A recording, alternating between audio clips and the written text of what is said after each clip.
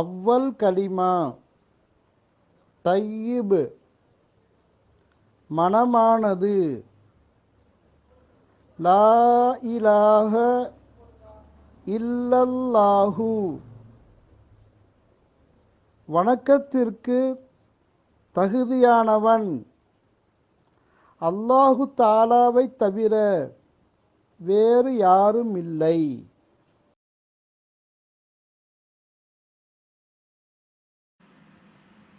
முஹம்மதுர் ரசூலுல்லாஹி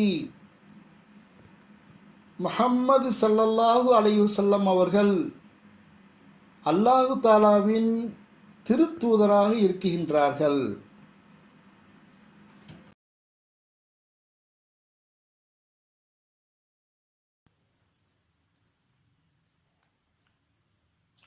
அஸ்ஸலாமு அலைக்கும் வரஹ்மத்துல்லாஹி தஆலா வபரகாத்துஹு. பாசத்திற்குரிய இஸ்லாமிய பெருமக்களே, இந்த தளத்தில் 5 கலிமாக்களையும் அதனுடைய சிறப்புகளையும் கூற இருக்கின்றோம்.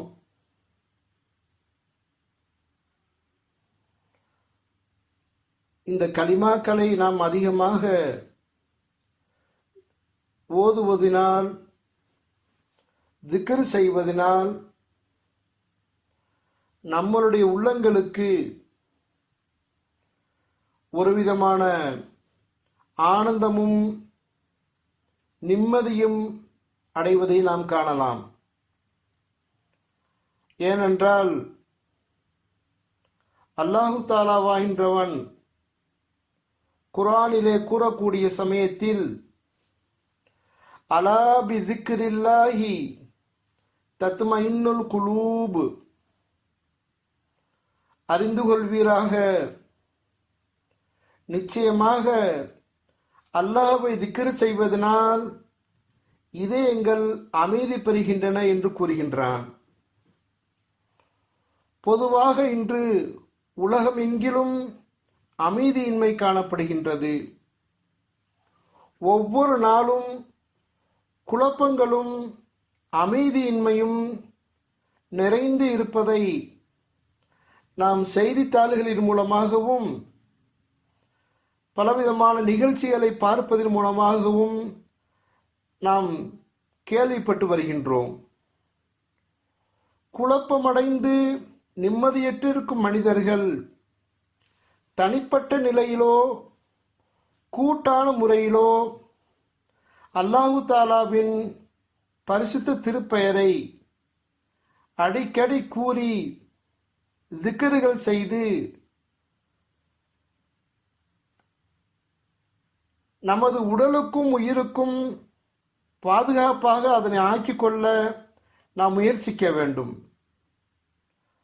ஏனென்றால் அல்லாஹு தாலாவை திக்ர் செய்வதனால் ஏற்படக்கூடிய இன்பங்களை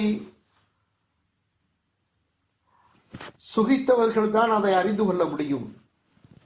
அந்த அடிப்படையில் இன்ஷா அல்லாஹ் நாம் அதிகமாக இந்த கலிமாக்களை திக்ருகள் செய்து நமதுடைய உள்ளத்திற்கும் உடலுக்கும் ஆரோக்கியத்தை பெற்றுக்கொள்ளக்கூடிய பாக்கியத்தை அல்லாஹு தாலா தந்தருள் புரிவானாக.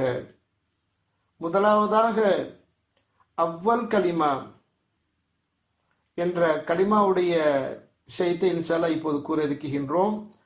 இன்ஷா அல்லாஹ் தொடர்ந்து எல்லா கலிமாக்களுடைய விவரத்தையும் நீங்கள் கேளுங்கள்.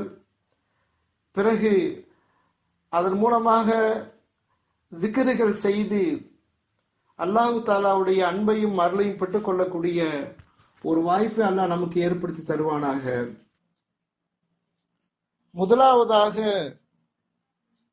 அவ்வல் கலிமா என்பதாக சொல்லக்கூடிய கலிமா தையிபா, இதனுடைய சிறப்புகளை நாம் பார்க்கக்கூடிய சமயத்தில் எவ்வளவோ சிறப்புகள் இருக்கின்றன. அதை நாம் இங்கே சுருக்கமாக ஓரிரு சம்பவங்களை சொல்லி காட்டி நாம் விளக்க இருக்கின்றோம். நாம் ஹதீஸ்ல பார்க்கக்கூடிய சமயத்தில் பெருமானார் ஸல்லல்லாஹு அலைஹி வஸல்லம் அவர்கள் அறிவிக்கக்கூடிய இந்த ஹதீஸை ஹஸ்ரத் இப்னு அப்பாஸ் ரலியல்லாஹு தஆலா அன்ஹு அவர்கள் அறிவிக்கின்றார்கள். உங்களுடைய குழந்தைகளுக்கு அவர்கள் பேச கற்றுக்கொள்ளும் பொழுது லா இலாஹ இல்லல்லாஹ் என்ற கலிமாவை கொண்டு பேச்சை துவக்கி வையுங்கள். மரண நேரத்திலும் லா இலாஹ இல்லல்லாஹ் என்று சொல்லிக் கொடுங்கள். எவருடைய ஆரம்ப வார்த்தையும் லா இலாஹ இல்லல்லாஹ் என்றும் முடிவு வார்த்தையும் லா இலாஹ இல்லல்லாஹ் என்றும் ஆகிவிடுகின்றதோ அவர் 1000 ஆண்டுகள் உலகில் வாழ்ந்திருந்தாலும் இன்ஷா அல்லாஹ் எந்த பாவத்தை பற்றியும் அவர் விசாரணை செய்யப்பட மாட்டார் என்பதாக நபிகள் பெருமானார் ஸல்லல்லாஹு அலைஹி வஸல்லம் அவர்கள் கூறியிருக்கின்றார்கள். இன்னொரு ஹதீஸை நாம் பார்க்கின்றோம்.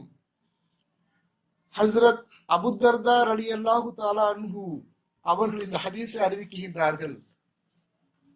ஒரு அடியான் லா இலாஹ இல்லல்லாஹ் என்று 100 தடவை கூறினால் அவரை அல்லாஹு தஆலா கியாமத் நாளில் பௌர்ணமி நிலவை போன்ற ஒளிமுடையவராக எழுப்புவான். இவ்வாறு அவர் ஓதிய நாளில் அவரை போன்று அல்லது அவரை விட அதிகமாக ஓதியவரை தவிர மற்ற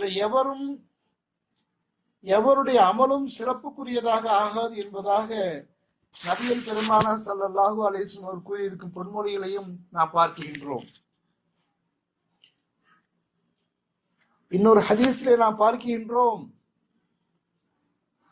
ஹஸ்ரத் அபூதர் ரலியல்லாஹு தஆலா அன்ஹு அவர்கள் அறிவிப்பதாவது, யா ரசூலல்லாஹ் ஸல்லல்லாஹு அலைஹி வஸல்லம், எனக்கு உபதேசம் செய்யுங்கள் என நபி ஸல்லல்லாஹு அலைஹி வஸல்லம் அவரிடம் கேட்டேன். அப்போது ஒரு தீமையை நீர் செய்துவிட்டால் அதனை அழிந்து போகும்படியான ஒரு நன்மையை உடனடியாக செய்து கொள்வீராக என்று கூறினார்கள். யா ரசூலல்லாஹ், லா இலாஹ இல்லல்லாஹ் என்பதும் நன்மைகளை சேர்ந்ததுதானா என்று மீண்டும் நான் கேட்டேன். அது நன்மைகள் எல்லாம் மிகச் சிறந்தது என பதிலளித்தார்கள். இது கலிமா தையிபாவுடைய விளக்கமாக நாம் பார்க்கின்றோம்.